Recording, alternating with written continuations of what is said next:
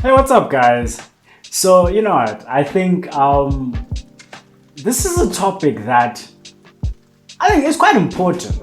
Obviously, we as human beings, being very social creatures, but I think something that a lot of us struggle with is actually how to make friends, how to build relationships in university. And it's a valid topic. I know a lot of you guys have asked me to make a video on this on WhatsApp.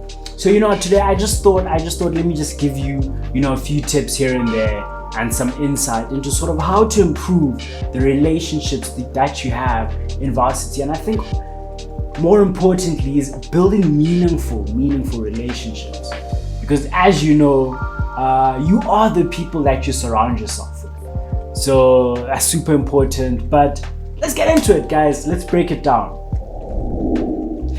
So I think first and foremost, super important to understand, and I think it will relieve you of a lot of sort of pressure and a lot of weight will be lifted off your shoulders, is that almost every single person in university sort of has the same or similar thoughts that you have. If you're sort of nervous to sort of reach out and meet people, meet friends, create relationships and stuff like that, the person next to you is probably also just going through the exact same stuff.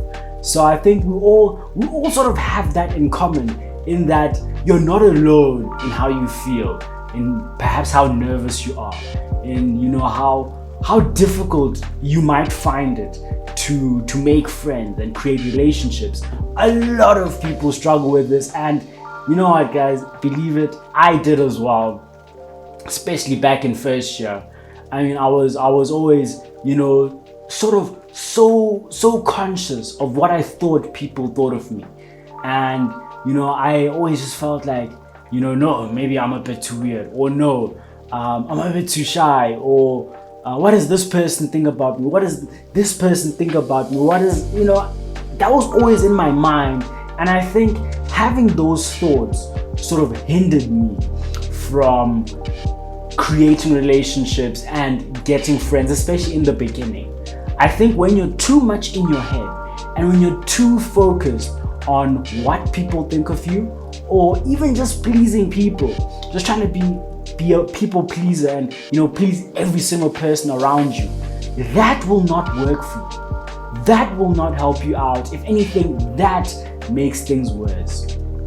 So understand that people around you are thinking similar or the same thoughts as you. So relax, you're not alone. And building on this, it's so important for you to just be authentically yourself. This is the biggest piece of advice that I can give. Just authentically be yourself. Don't try to be somebody you're not. Don't, if you're not someone who loves going out and having a drink with friends and stuff like that, then don't do that. If you're not comfortable in doing something, or if you feel that being or partaking in a specific sort of behavior is not you, then don't force yourself to do that. Be yourself, be authentically yourself, and allow people to form relationships with you. And even the friends that form around you, allow them to form around you based on who you are. This is so important, because I think in high school, there's a lot of conformity. I know in my high school experience, high school is quite enclosed. So there's a lot of, you have to conform, you have to listen to this type of music, you have to watch this type of show, you have to, have these type of thoughts to fit in with the group, because we wanted to sort of take ourselves and fit into a group. That's not the right approach. The best approach is to have a strong self-identity. Understand who you are, understand your value system, understand the things that are deeply important to you, understand your priorities, understand who you are, build that strong self-image, and then have sort of people or friends forming around you. Because once you have that stability of who you are and understanding, exactly what your priorities are and your value system, and you let that guide who your friends are, you form way more meaningful relationships. Your relationships are deeper. Your relationships are with people who you can trust, people who are good for you as well. Because something that I think I saw, especially in second year, is, it got to a point where I was just so focused on just, let me conform, let me just, try and fit in, let me do this, and I ended up being everywhere and ended up pulling my attention everywhere and stuff. And I think as well with me, I struggled to be alone. I always felt that need to, let me walk with people, I have to walk with people. But I think once I became comfortable in my own skin, once I was able to, just be myself and be comfortable in that and be comfortable in being alone and removing that pressure of I have to form a lot of relationships and focusing on forming the right relationships, the right friendships, and meeting the right people. I kid you not, that's where sort of my life changed for the better. And every single people who I met in that sort of phase of let me meet the right people, let me, form relationships with the right people, I'm still friends with a lot of those people today. Those are literally my closest friends. And it's people who inspire me and push me forward to be sort of the best version that I can be. People who support what I do. I obviously support what they do as well. People who uplift me when I'm down. Because you're not always going to be happy. You're not always going to be excited. There are moments where you're sort of going to be a bit more down. But you need that support system and those people to just pick you up and to just help you on your journey, whatever it may be. So that is why, and leading up to my third point, be careful who you sort of choose to form relationships with. Be careful who you choose to surround yourself with, guys. Because you are the people that you surround yourself with. That is, I think, a statement and something that not a lot of people understand.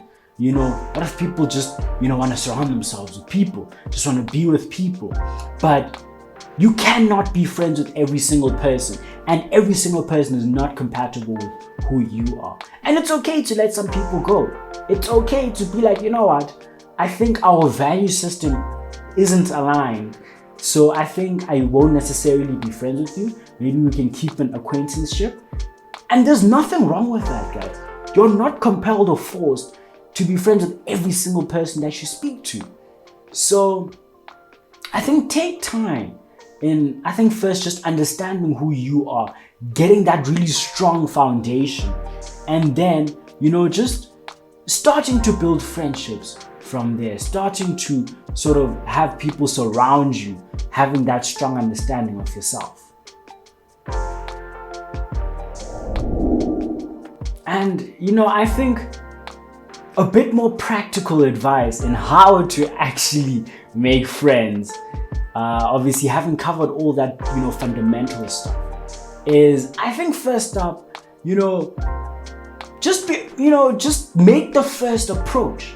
Make the first approach, because so often we're looking for people to approach us. We're looking for people to say, hey, what's up? What's your name? All that stuff. But, make the first approach, because I think we end up being scared of making that first approach, saying hi and, greeting and all that stuff because of fear of rejection. No one wants to be rejected. And I think that fear sometimes overpowers us too much, to the point where we end up not taking action because we just don't want to be rejected. So let me just rather be safe. Let me be in my sort of bubble so that no one ever rejects me and I'm super safe. And that's what I'm going to do. No, that's the worst approach that you could ever take, because you need to think about things rationally. If, let's say, you say hi to someone, they ignore you, which happens to me all the time, guys. I mean, I'm someone who literally just greets everyone, chats to everyone. I think I'm a very big extrovert. I get my energy from people. I love chatting to people and stuff, getting different perspectives. And honestly, there's not probably a month or 2 months that go by where someone just ignores me. Maybe because they didn't hear me. Maybe they focused on their own things or whatever. But it happens, and there's nothing wrong with it. Because when you think about it rationally, the worst thing that can happen when someone rejects you is them just ignoring you, or, you know, what have you the case. But life moves after that. That person doesn't know you. You don't know that person. It doesn't affect your life at all. So think about that rationally and understand that, I think, and this applies to a lot of our fears, is that the fear of rejection is actually, it doesn't make sense. You know, because I think we fear, you know, rejection is this big thing of they're going to reject us and, you know, our life is going to fall apart. We're going to be laughed at by, you know, a whole crowd of people. It's not that deep. Like, it's really not that deep. And I think when I got over this fear of rejection in a lot of areas in my life, and I just got over that fear, that's when I, you know, ended up just being more open. And I think it built who I am today, someone who's just able to interact with anyone and very conversative. And I'd like to think I have a, you know, quite a decent personality because of that. So let go of that fear, make that first approach, and open yourself up to new people. I think in us as well, just opening ourselves up, there's always going to be a disappointment. It's not going to be perfect every single time. There's always going to be disappointment. You're going to meet someone that'll disappoint you.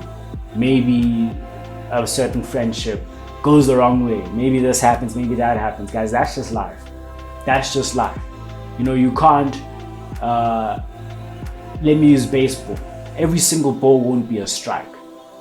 It's guaranteed you're going to miss a few, but I think the ones that you get, you know, the true friends you get, the true relationships you make up for all those 1,000 misses that, you know, came before you, or those 1,000 sort of bad relationships or just poor experiences.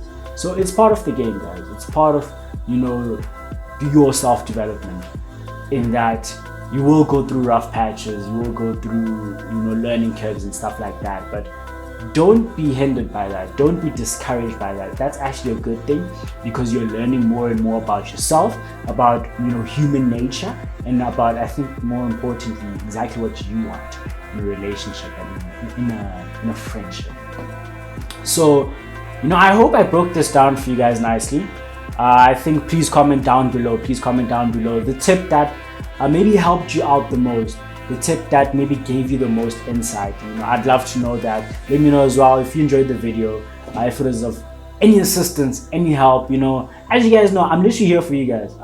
All the content that I make, every single thing that I do on all my different social media platforms, it's literally for you guys. You know, I'm really just trying to get pure content out. I'm trying to really, you know, get you guys on this positive path, positive journey. And there's a lot of things planned for next year. Must tell you, I'm super excited for this. There's a lot planned. There's a lot already in motion, but next year's a big year. I will literally be posting on my TikTok every single day. I'll be posting on IG every single day. I'll be active again on LinkedIn. So I really just want to get as much content out there as possible, you know, and, you know, high quality, good and informative content. So I hope you enjoyed this. I hope you enjoyed my content this year as well. For those of you who've just really kept up with my videos, you know, like my videos and even subscribe to the channel. I appreciate every single one of you guys. You know, I can literally say this every single day, but without you guys, none of this is possible. So thank you so much for watching this year. And if you haven't, guys, drop that subscription, subscribe to the channel, leave a like while you're at it. And until the next one, let's continue on our journey in creating a better world.